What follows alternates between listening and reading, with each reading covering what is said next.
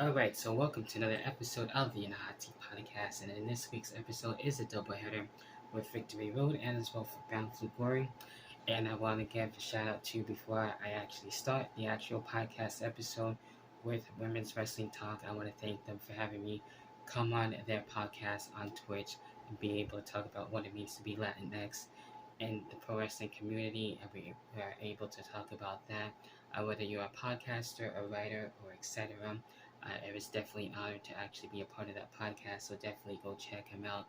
And they're definitely one of my favorite podcasts to actually go check things out. They do a lot of stuff over there, whether it be special stuff like that or interviews and reviews. So be on the lookout and check out Women's Wrestling Talk if you haven't already. So before we move forward, we're gonna go ahead and actually move back to Victory Road and being able to talk about what happened there on the pre-show, where we had the Bullet Club being able to go in action and dealing with Jason Hodge, Shogun, and Jack Price on this one, and Bullet Club was able to actually get their win there.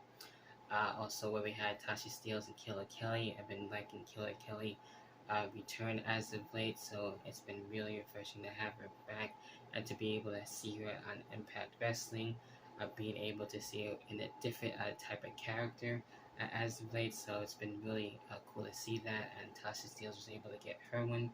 So this feud has been really interesting, and looking forward to see where things are going to be able to go. We had the X Division Championship on the line, Mike Bailey and Delirious. On this one, a really fun match. Mike Bailey was able to retain there. Where we have Motor City Machine Guns dealing with Honor No More's PCO and Vincent on this one. Most Motor City Machine Guns are actually able to get their win there, which is really cool to see that. Lately, Mickie James has been dealing up basically with her last rodeo. Wanted to be able to just do everything that she can to be able to prove herself a lot more, even though she doesn't have to. Being the legend that she really is, and she does have the right to actually stick around and has what it takes to be in professional wrestling. So she was able to deal with Giselle Shaw on this one.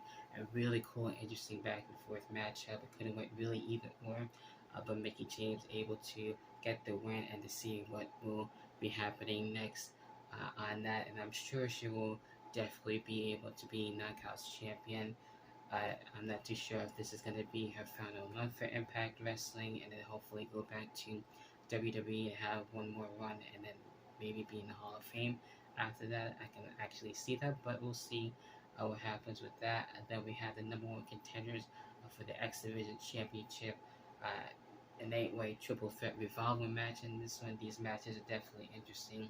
Where we had Frankie Kazarian and actually winning in this one, dealing with Kenny King, Trey Miguel, Black Toulouse, Mia Yim on this one, which is really cool. Lorena Kid, Alex Zane, and Yuya on this one. So Frankie Kazarian was able to basically get the win there.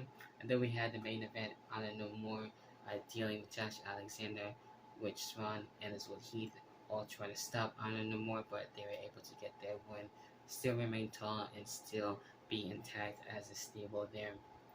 So that's everything I went down for Victory Road.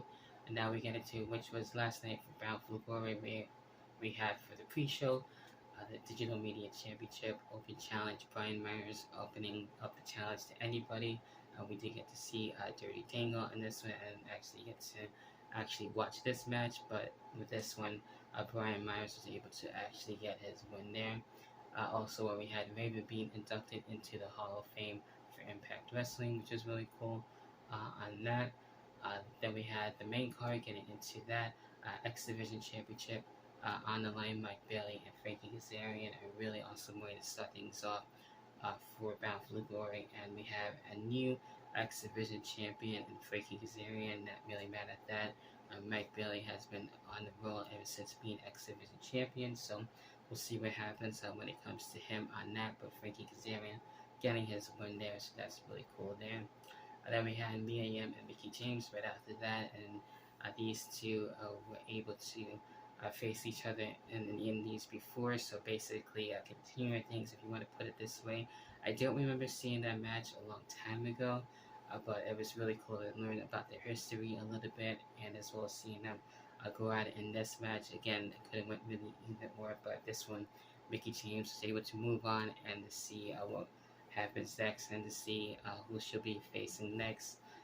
That should be interesting, and time to tell with that. So, continuing things to see on how she'll basically get on the road to being a Knockouts champion on the last rodeo, quote unquote. So we'll see what happens with that.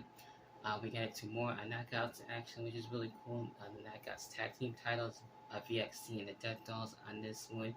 And this was definitely interesting. I thought VXT actually had a chance on this one, but the Death Dolls actually got the tag team titles. Very surprised about that.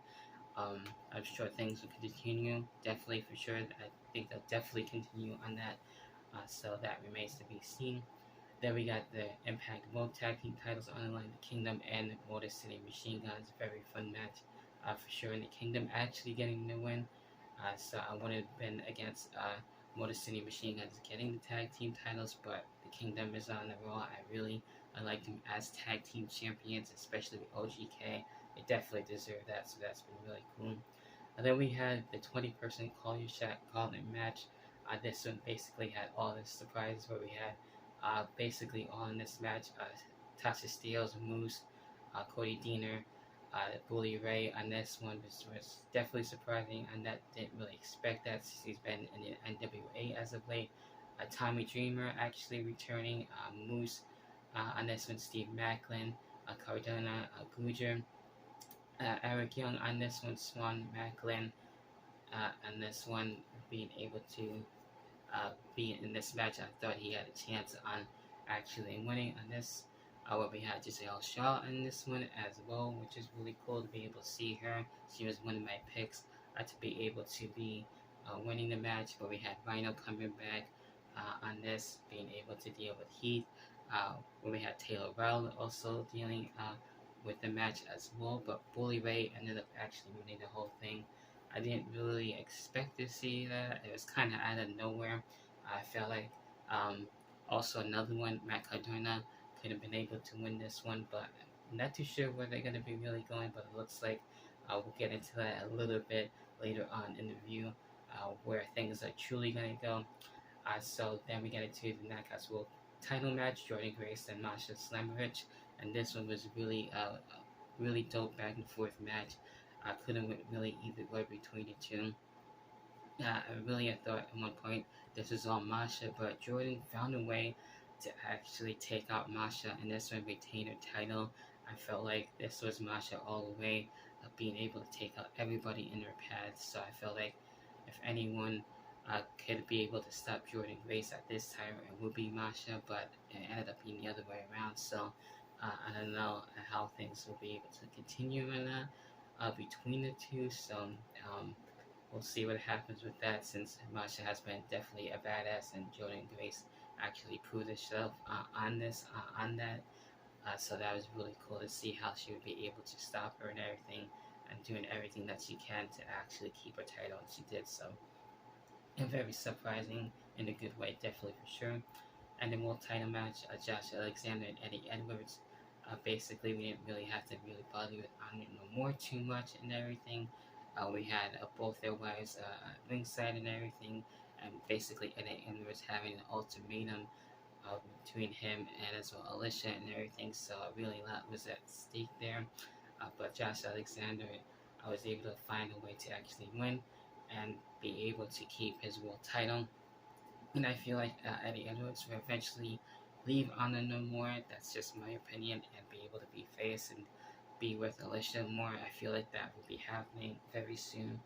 But then we get Josh Alexander and as well Bully Ray. So Bully Ray being able to have the face off and to be able to want a deal with Josh Alexander to see what he's all about. So that's what they're leaning to.